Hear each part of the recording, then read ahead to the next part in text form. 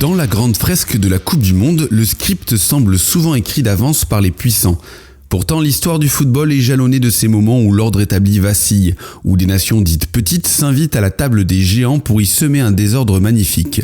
Une épopée d'insoumis qui déchire le scénario mondial, des outsiders qui ont su prendre une place dans le cœur de tous les amoureux du ballon rond en apportant de la fraîcheur et surtout une émotion forte, celle que l'on ressent devant le phénomène petit poussé de la Coupe de France, celle qui sociologiquement montre que la populace adore quand le plus faible vient à bout du plus fort. Je vous ai déjà parlé de la RFA en 1954 et de son miracle de Berne. Je vous ai narré l'aventure du Cameroun en 1990. J'aurais pu vous conter la Pologne de 86, la Tchécoslovaquie de 62, mais j'ai décidé de recadrer le sujet sur les mondiaux à 32 équipes. La première grande déflagration de l'ère moderne intervient en France, durant l'été 1998. Une jeune nation, indépendante depuis seulement 7 ans et encore meurtrie par la guerre, débarque sans complexe. La Croatie est composée de joueurs portant le maillot à damier rouge et blanc comme un étendard identitaire. Elle ne vient pas pour faire de la figuration. Sous la houlette du charismatique Miroslav Blažević, cette génération dorée, les Boban, Vlahović, Bilić, Prosinecki et Jarni, possèdent un vécu commun unique, forgé dès l'adolescence sous le maillot de la Yougoslavie. La plupart d'entre eux ont fait sécession avec la République socialiste lors du fameux match entre le Dinamo Zagreb et l'Étoile rouge de Belgrade. En quart de finale, le monde entier retient son souffle. Face à une Allemagne vieillissante mais triple championne du monde, les Croates infligent une correction historique. Jarni d'une frappe de 25 mètres ouvre une brèche dans laquelle s'engouffre Vlahović et l'inévitable Davor Šuker. Score sans appel 3-0. Le même Šuker terminera meilleur buteur de la compétition avec 6 réalisations. Seul un doublé improbable de Lilian Thuram en demi-finale arrêtera leur marche vers la gloire, mais leur médaille de bronze obtenue face aux Pays-Bas reste un acte de naissance sportif. 4 ans plus tard, le premier mondial organisé en Asie devient le théâtre d'un bouleversement total de la hiérarchie. Dès le match d'ouverture à Séoul, le ton est donné. Le Sénégal, pour sa toute première participation, fait tomber le champion du monde en titre français grâce à un seul et unique but de Bouba Diop. Le sélectionneur Bruno Metsu a concocté un système défensif solide avec 2 lignes de 4 joueurs qui verrouillent toute la largeur du terrain. Le capitaine Aliou Cissé fait le lien au milieu pour donner de la cohérence et devant, Diouf a carte blanche pour exprimer son talent. Portés par son génie et la fougue de Fadiga, les Lions de la Teranga, qui jouent tous en Ligue 1 à l'époque, atteignent les quarts de finale, ne cédant que sur un but en or face à la Turquie. Cette même Turquie trace son propre chemin héroïque. Absente de la scène mondiale depuis 1954, elle se débarrasse en phase de groupe du Costa Rica et de la Chine et vient à bout du pays hôte japonais sur la plus petite des marges. Elle ne s'incline qu'en demi-finale face au Brésil, futur vainqueur de la compétition. Le match pour la 3e place contre la Corée du Sud verra Hakan Şükür entrer dans l'histoire en marquant après seulement 10 secondes le but le plus rapide de l'histoire du mondial.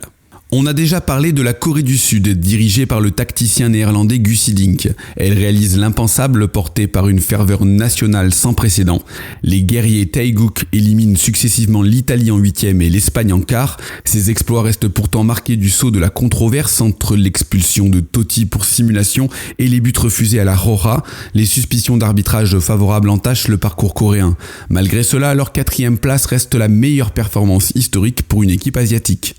En 2006, c'est l'Ukraine d'Andreï Shevchenko qui surprend en se hissant jusqu'en quart de finale pour sa première apparition en tant qu'État souverain. Éliminée en barrage en 1998 et en 2002, elle se donne enfin le droit de voyager en Allemagne. Malgré une défaite initiale cinglante contre l'Espagne 4-0, les Ukrainiens se reprennent en écartant l'Arabie Saoudite, la Tunisie et en 8e, ils amènent la Suisse au tir au but pour se qualifier pour les quarts, où l'Italie les battra sèchement 3-0. 4 ans plus tard, en Afrique du Sud, le Ghana porte sur ses épaules les espoirs de tout un continent. Ils sont dans la poule de la mort avec l'Allemagne, la Serbie et l'Australie. Seule équipe africaine à franchir le premier tour pour le premier mondial sur le continent, les Black Stars s'ouvrent le chemin des quarts de finale en battant les États-Unis grâce à un but d'Asamoah. La suite appartient à la légende noire du football. Face à l'Uruguay, alors que le score est de 1 partout, Luis Suarez repousse le ballon de la main sur la ligne à la dernière seconde.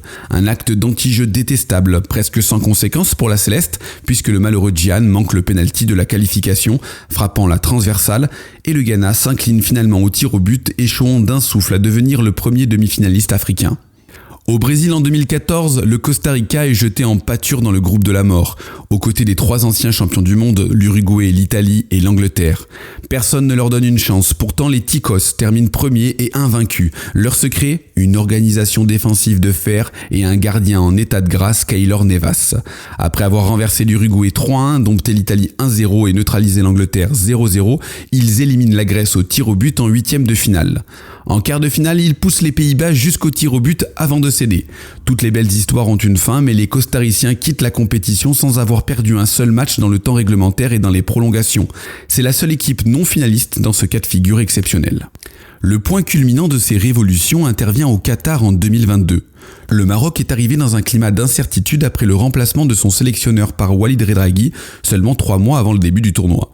L'ancien joueur de Toulouse et d'Ajaccio va briser le plafond de verre. Le parcours des Lions de l'Atlas est une masterclass tactique et mentale.